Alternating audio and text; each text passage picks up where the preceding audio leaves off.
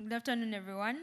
My name is Racheal Claire Kyomukama. I'm affiliated with the African Center of Excellence in Bioinformatics and Data-Intensive Sciences.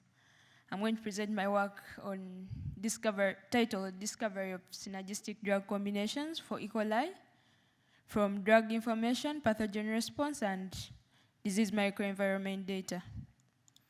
So as we all know that AMR is actually a global pandemic, in that it was predicted that by 2050 we shall have it is estimated that we shall have 1.9 million deaths to be attributable to AMR and 8.2 associated with AMR, which places it around, I think, second in the list of the top 10 killer diseases in the world. So according to WHO, the bacterial pathogen priority list, there is E. coli, whereby the carbapenem and the third generation cephalosporin E. coli was showcasing a high level of resistance, and which necessitates the development of innovative therapeutic strategies, since AMR actually inhibits since with AMR, most of the drugs that we have are actually not working. So this gives us room to actually develop new drugs. However, the traditional methods that we have for developing AMR, when we look at going in and developing new drugs, this actually takes a very long period of time, and it's also time-consuming and complex. But then, remember, AMR keeps growing. So we need to innovate new strategies that can match up the rate at which AMR is growing. This brings in our promising approach, which is combination therapies, whereby we repurpose existing drugs through combination therapy. That is looking at whether the drugs are, when used in combination, are they synergistic, additive, or antagonistic. This enhances treatment efficacy and reduces the likelihood of resistance due to the synergistic effect of the drug combination. But drug combination therapy has one big problem. We have very many drugs. So when you look at the possible combinations that we can have, there are millions of combinations. This is where machine learning comes in, and it helps us to identify what could be our potential synergistic drug combinations. So its purpose is to help us narrow down the combinatorial space. So our objective was to develop a machine learning model that can identify synergistic drug combinations against E. coli. So unlike the previous studies that have been done, they've been looking at these datasets in silos. That is the drug information, pathogen response, and disease microenvironment. That means that each model gives us the strength of a dataset, and then we lose out on what the other dataset would have offered to the model. So in this scenario, we actually explored the strength of all these datasets in order to give a model that would perform slightly better than what is already in existence. So we used 3 datasets. That is the drug information, which includes the specific substructures the drug is made of. Then this dataset is in zeros and ones, showing the presence and absence of a substructure. Then pathogen response, which measures the sensitivity of a single gene knockout of gene strains in the drugs. Then the disease microenvironment, which shows us how antibiotic efficacy varies in the different metabolic conditions. So I'm going to take you through the methodology. So we had the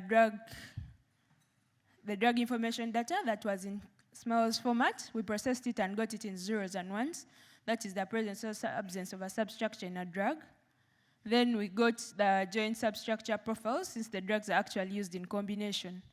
Then we also preprocessed the chemogenomic data together with the chemogenomic data of the metabolic conditions. So at the end of the day, we actually combined these data sets to form a complete an AI-ready data set, together with our target variable, which was showing us whether the drug combination is likely to be synergistic or antagonistic. Then we trained and tested machine learning. Then at the end of the day, we're able to predict synergy or antagonism. So these are some of the results that we found. These are the drug combinations that we gave to our model. what you see in blue are the synergistic drug combinations, and what you see in red are actually the drug combinations that the model predicted to be antagonistic. So remember, with machine learning, we can actually do feature importance. So when we actually do feature importance with the help of SHARP, these are some of the genes that the model considers to be antagonistic, or these are some of the genes that the model actually associates with either synergy or antagonism. So based on the genes that we used in our data set, we came up, through KEGG, we're able to do a pathway enrichment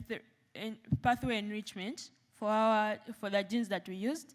And those are some of the pathways that are the top pathways that we found to be relevant.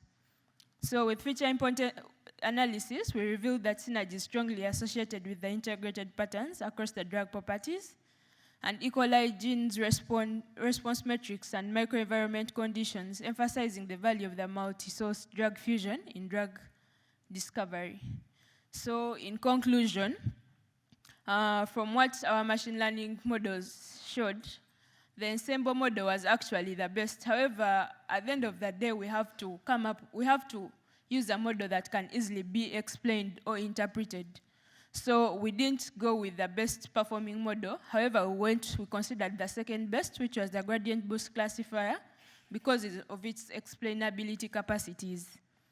Then the existing models, which is magenta and indigo, our model was able to outperform them. And for them, they had only put into consideration the chemogenomic data. However, our model was outperformed by the cosine model, but for it only uses drug information data. So however much it performed better than our model has more features that are clinically relevant or biologically relevant compared to what it has. So the discussion is model performance. We can actually improve our model if we are able to get more data points, because one of the biggest challenges we found is that actually chemogenomic data is very hard to find. So we really encourage people, if they could share more data, would actually encourage development of better models and also coming up with better data-driven solutions for health. So, and also drug combination therapy is really, according to our model, it was really showing promising results, and then from this we shall proceed for animal and clinical studies validation. Thank you. And sorry, acknowledgement to my supervisors and the institutions. Yes.